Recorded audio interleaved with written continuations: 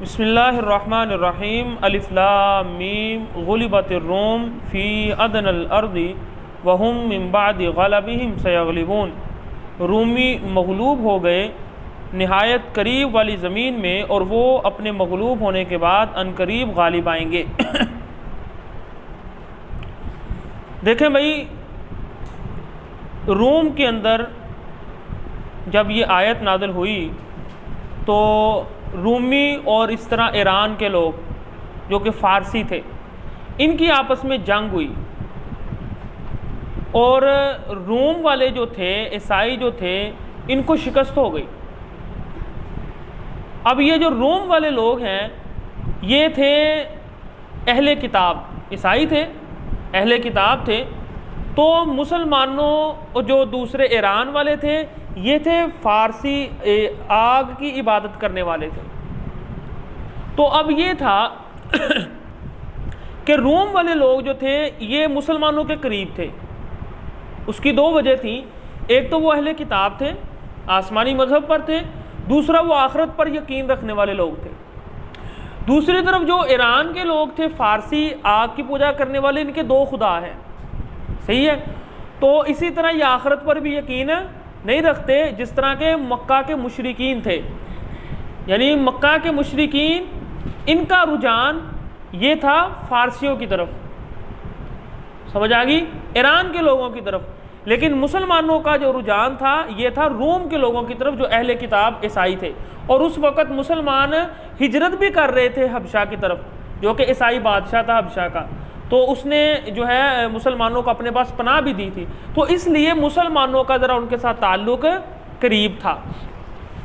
اب ہوا یہ کہ رومیوں کو ہوگی شکست، تو مسلمان تو ویسے پہلے بڑے پریشان تھے، تو کفار نے اس وقت جو ہے وہ بڑی شوخی ماری مکہ کے مشرکوں نے، کہ جس طرح ایران کے لوگوں نے رومیوں کو شکست دے دی ہے، ایک دن ہم آپ کو بھی اسی طرح شکست دے دیں گے۔ تو اللہ تعالیٰ نے مسلمانوں کی تسلی کے لیے اور ان کے دلوں کو اور حوصلوں کو بلند رکھنے کے لیے یہ آیات نازل کی کہ غلبت الروم، اس بات میں حقیقت ہے واقعتاً اس وقت روم کے لوگ جو ہے وہ شکست ہو گئی ہے، ان کو مغلوب ہو گئے ہیں، لیکن فی ادنی الارض، یعنی قریب کی زمین میں۔ یعنی کیا مطلب، یہ مکہ، جو مکہ کی سرحد کے قریب تھا نا، شام کا علاقہ، وہاں پر یہ جنگ ہوئی تھی اور وہاں پر رومیوں کو ہوئی تھی شکست۔ اللہ تعالیٰ فرما رہے ہیں وَهُمْ مِن بَعْدِ غَلَبِهِمْ سَيَغْلِبُونَ، لیکن اگرچہ آج یہ شکست ہو گئی ہے، لیکن ان قریب فی بضع سنین، چند سالوں میں رومیوں کو دوبارہ پھر فتح حاصل ہوگی ایران کے خلاف۔ لِلَّهِ الْأَمْرُ مِن قَبْلُ وَمِن بَعْدُ وَيَوْمَئِذٍ يَفْرَحُ الْمُؤْمِنُونَ، اور جس دن ان کو فتح ملے گی، یعنی رومیوں کو، اس دن مسلمانوں کے لیے بھی خوشی کا دن ہوگا۔ سمجھ آئی؟ اس بات کو ذرا سمجھیں۔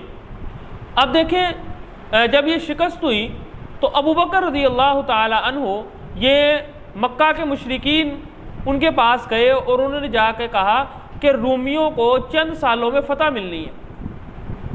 انہوں نے کہا بھی ایسا نہیں ہو سکتا، کیونکہ روم کی حالت اس وقت بہت خستہ تھی، تو چند سالوں میں تو ان کو نظر نہیں آ رہی تھی اس طرح کی کوئی چیز، ٹھیک ہے نا؟ تو انہوں نے کہا بھی اس طرح کرو، پھر ہمارے ساتھ شرط لگاؤ۔ ابو بکر رضی اللہ تعالیٰ عنہ نے شرط لگا لی۔ اس وقت یہ ابھی حرام نہیں ہوا تھا یہ شرط لگانا، یہ جوا وغیرہ۔ اب انہوں نے شرط کیا لگائی کہ 5 سالوں میں یہ روم کے لوگ فتح حاصل کر لیں گے، ایک روایت میں آتا ہے 6 سالوں میں، سمجھ آئی بات کی؟ لیکن ایسا نہیں ہوا، 5-6 سال جب گزر گئے تو روم کو فتح حاصل نہیں ہوئی۔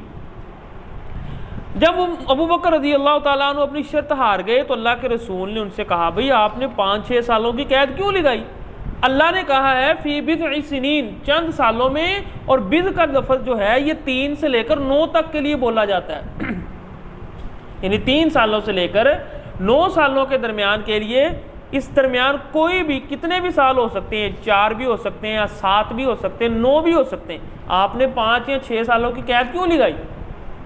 پھر ابو بکر رضی اللہ تعالیٰ عنہ نے دوبارہ پھر ان سے لگائی، یہ ایک روایت میں آتا ہے۔ تو پھر اگلے ہی سال جو ہے روم کے لوگوں کو اللہ نے فتح عطا کر دی۔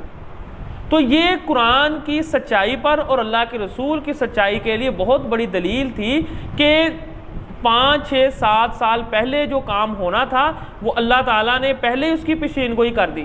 حالانکہ ظاہری اعتبار سے رومیوں کی فتح نظر نہیں آ رہی تھی کہ اگلے کو 20 سالوں تک بھی یہ فتح یاب ہوگی، لیکن یہ پیشین گوئی کی گئی.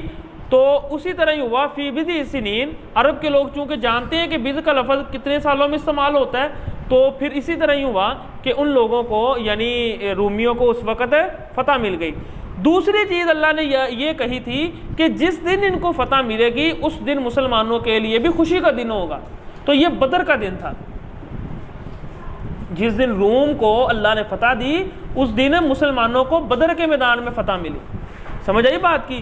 تو یہ ہے کہ اللہ تعالیٰ فرما رہے ہیں وَيَوْمَئِذٍ يَفْرَحُ الْمُؤْمِنُونَ، جس دن یہ روم کے لوگوں کو فتح ملے گی اس دن آپ لوگوں کے لیے بھی خوشی کا دن ہوگا، اور وہ بدر کا دن تھا. اور یہ چیز جو ہے یہ پیشین گوئی پوری ہو گئی. اور پھر اس کے بعد بہت سارے لوگ مسلمان ہوئے، بہت سارے لوگ مسلمان ہوئے کہ یہ پیشین گوئی جو دین نے اسلام نے کی تھی وہ سچی ہوئی ہے کہ روم کی فتح جو نظر نہیں آ رہی تھی لیکن آج وہ فتح یاب ہو گئی. بنصر اللہ، اللہ کی مدد کے ساتھ مسلمان اس دن بھی خوش ہوں گے. ینصر من یشاء وہو العزیز الرحیم، اللہ جس کی چاہتا ہے مدد کرتا ہے، وہ سب پر غالب ہے، خوب رحم کرنے والا ہے. وعد اللہ لا یخلف اللہ وعدہ، یہ اللہ کا وعدہ ہے، اللہ کبھی بھی اپنے وعدے کی خلاف ورزی نہیں کرتا. ولکن اکثر الناس لا یعلمون، لیکن اکثر لوگوں کو علم نہیں ہے. یعلمون ظاہرا من الحیات الدنیا، صرف کفار کو، اللہ کے نافرمانوں کو صرف دنیا کا علم ہے. وَهُمْ عَنِ الْآخِرَةِ هُمْ غَافِلُونَ، آخرت سے بالکل غافل ہیں. یعنی اتنی بڑی ایجادات انہوں نے کر لی ہیں، اتنی بڑی، کہاں تک وہ پہنچ گئے ہیں. اتنے جدید انہوں نے آلات بنا لیے ہیں کہ سیکنڈ کے اندر وہ کتنا بڑا حساب کر لیتے ہیں کیلکولیٹر کے ذریعے. لیکن اتنے بڑے ذہن کے باوجود ان میں سے بہت سارے لوگ کہتے ہیں کہ خدا ہے ہی نہیں ہے، خدا ہے ہی نہیں. یعنی کس طرح ممکن ہے کہ کوئی چیز بنانے والے کے بغیر ہی بن گئی، یہ کیسے ممکن ہو سکتا ہے؟ تو یہ ہے ان لوگوں کے ذہن اور عقل. اللہ فرما رہے دنیا کے معاملے میں ان کو سمجھ ہے لیکن آخرت کے معاملے میں ان کو کوئی سمجھ نہیں. وَهُمْ عَنِ الْآخِرَةِ هُمْ غَافِلُونَ، وہ آخرت کے معاملے میں غافل ہیں.